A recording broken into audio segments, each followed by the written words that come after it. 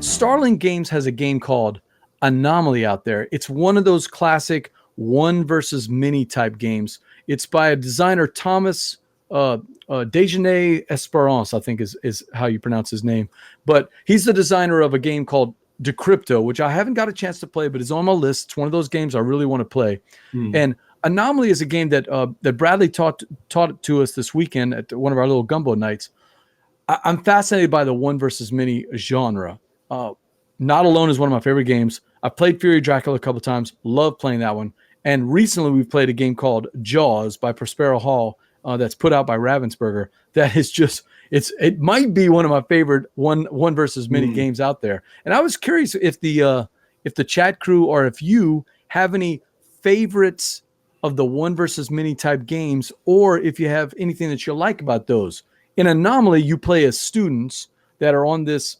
Imagine sort of like the Orson Scott Card book, Ender's Game. That school, that battle school, that kind of the space station looking thing. All the students are on there, and then all of a sudden radiation starts leaking out, and this thing, this creature, this anomaly is taking over the space station one space at a time, basically moving out. The radiation also hurts the creature, and one person is playing that one, but the creature is trying to eliminate all the other players.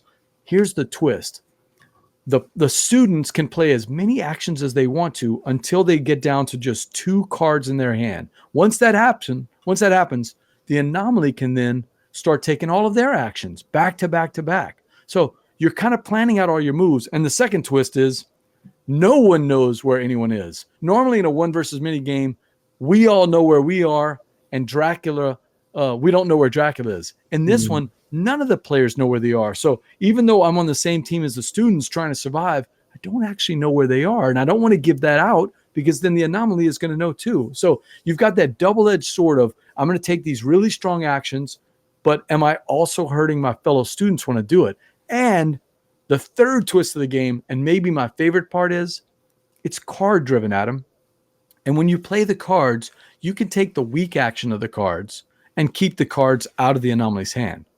If you take your strongest action out of your card, that card goes directly to the anomaly, and they can use those not only to take better actions, but also to put them together, sort of like you and I are going to talk about with Fugue, put them together and make their character stronger. So I really need to take this strong action, but I know that if I do, I'm going to make the anomaly stronger. What a twist on that. And that one versus many is just a tough, it's a great genre, but one that I find fascinating. Have you played any one versus many type games like that? I not in the modern sense. I played Hero, like I mentioned earlier. I played Hero Quest when I was younger, and that's kind of a lead up to Descent or Warhammer Quest. Maybe I think that's kind of what. Or was like supposed to be a simpler version of Warhammer Quest, maybe. And one player played the Overlord and then controlled the monsters, and then the other players were co-op fighting. And I'm sure that wasn't anywhere nearly as sophisticated as what we have going on with Anomaly. That sounds really interesting, and I'm actually probably going to check that out here really soon. Yeah, I like that strong action, weak action. That sounds pretty cool. Yeah, I wasn't enamored with the fact that we all didn't know where we were, and the fact that the anomaly could take 2 or 3 actions in a row. That was a timing issue that I wasn't a big fan of. But what I did like is I did like the atmospheric cinematic experience. I was telling Carlos while we were playing it, it really felt like we were students being chased down by this thing. The tension was palpable the entire game. And I really like the juicy decision of staring at those cards going, wow, I got the one card. I really need this turn. But if I play it, they're going to get a strong action. So, was there shared information between the players? Or you? We can, but anything we discuss has to be open to the anomaly. Mm. Yeah, same thing. And if you've ever played Not Alone by Stronghold, you've crash landed on an alien planet. You and all of your astronauts are trying to get off. You're trying to send signals back to the mothership. Hey, we're stuck at this planet. Come get us. You don't realize the planet is alive and is trying to eat you. So the entire time the planet is moving its way, trying to subsume all of the astronauts.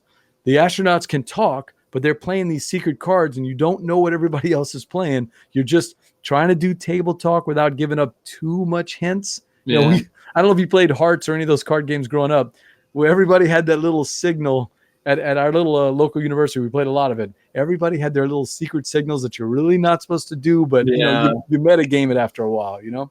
Mm. So Kevin said his favorite one is Fury of Dracula, but he did like Treasure Island a lot recently. Hey, Kevin, I got to see Treasure Island at BGG. The Gumbo crew actually played it, and we have it in our Southern Board Game Fest library. I just haven't got to try it yet, but it looks pretty cool. It's got this big protractor as you try to find. Why am I drawing a blank? Treasure Island. It's not Blackbeard. It's what's the name of the pirate in there? Long John Silver, I think. Yeah, I think it's Long John Silver. And you're trying to find Long John Silver's treasure, but he's using a protractor to try to find you. Steve Orrick says, sounds like you can also give evolution cards to Anomaly, and when it gets to, it evolves to have a permanent power. Yeah, and that's the thing I was talking about. When they match up those two cards, it's going to make them stronger. And you really want to limit that as much as you can. But sometimes you really want to take a strong action. So Anomaly, interesting. I've only played it once, but it is something I would play again. And that is Anomaly from Starling Games.